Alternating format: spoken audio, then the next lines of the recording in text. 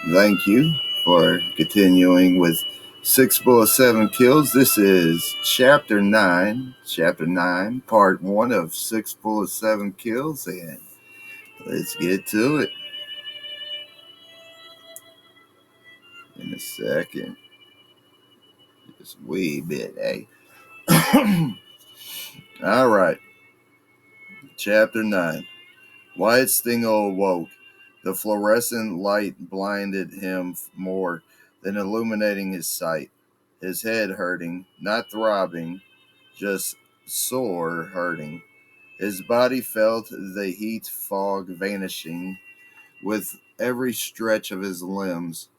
Slick cotton sheets making short zipper sliding sounds. His mouth and throat drought dry, making it hard to place his tongue in its original natural position. Then the rhythmic beeping of machinery. He finally realized where he was. Christ, the fucking hospital? How? Wyatt asked himself. He went to sit up, noticing the IV hooked to his left arm. Then he noticed something odd. His left wrist had a shiny bracelet. Following the loop, Wyatt found it to be one of the ends to a pair of handcuffs.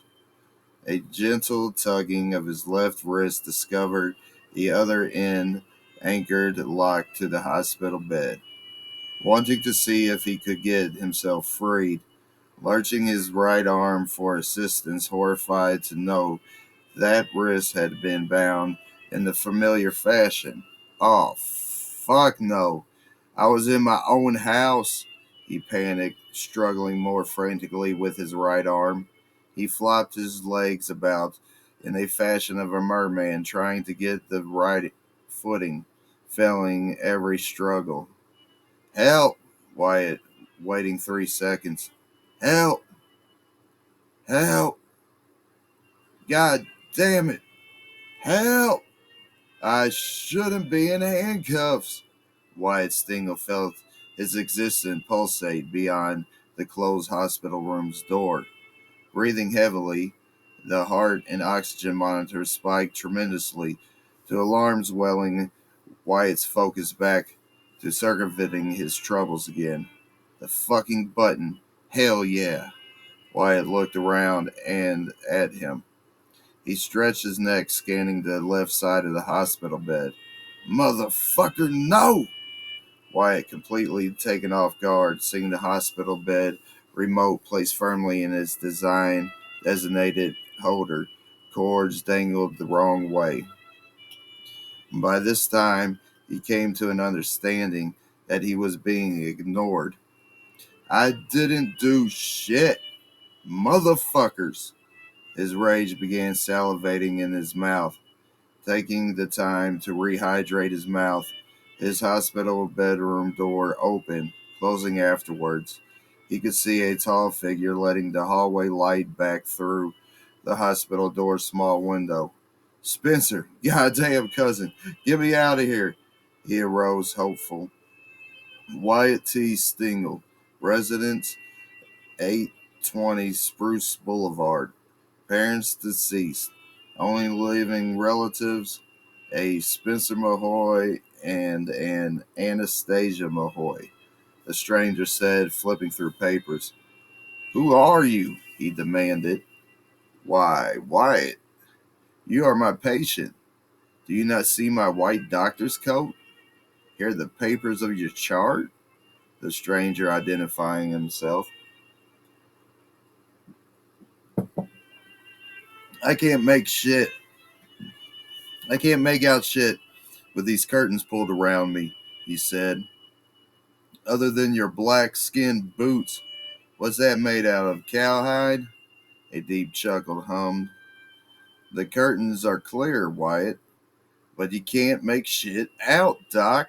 Wyatt shouting his point.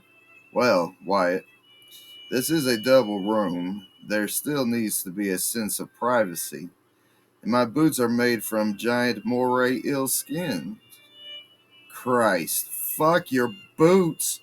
What's your name and get me the fuck out of here? He sped out through, clenching his teeth at the end. The deep chuckle began again, growing suddenly loud in waves of unseen thunder, eating the sky straight above.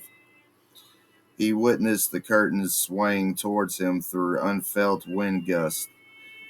He felt the intense cold of the hospital chilling his worked up sweat. Unfortunately, I cannot release you from your restraints. However, I can assure you that it is only a safety precaution. You suffered a concussion. The EMTs found you unconscious. Contents of your stomach regurgitated next to your mouth. It appears Lisa's programmed speed dial saved your life. You need to be monitored to make sure you don't slip into a coma. And if you do that, you might fall out of the bed, seriously hurting yourself.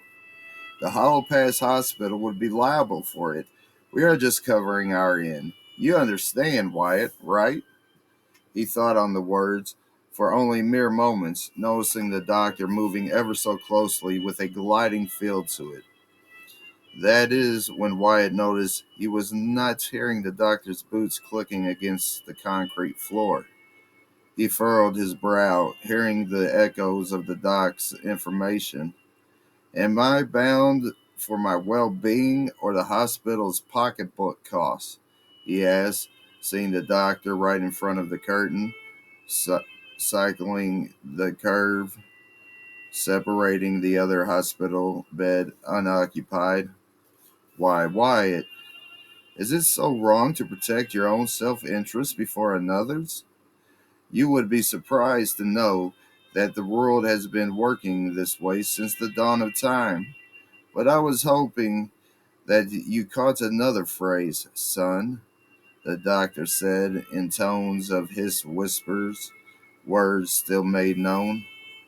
You are not my fucking dad, Wyatt hissed venom back.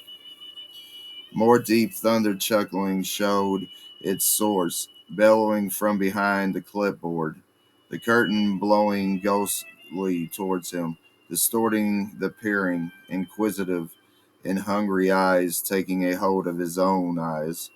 Wyatt felt like hands cupped either side of both his eyes, steadying a bouncing ball until resting, transpositioning his own mind.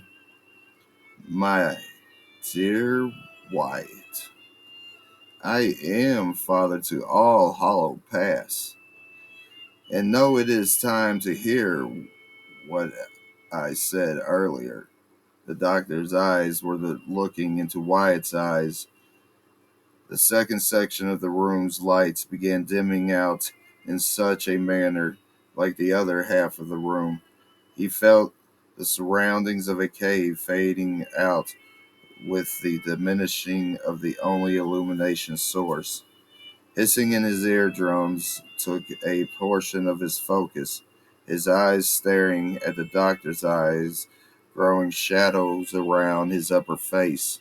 A prominent nose stood out, stocky and somewhat pointed, only if that point's cone just didn't exist, sloping that region of his nose. Broad chin and a bright, white, grinning tooth of a smile. The doctor's eyes grew ruby red, with an inner perimeter of golden yellow circling his jet black center. You knew my mother? Wyatt pondering on the win because his mother sure as shit kept a close eye on him. Yes, I do, the doctor assured him. What's going on here? Wyatt became more aware of the doctor's eyes. Who are you? A snarl barked. Pay attention to my words, Wyatt.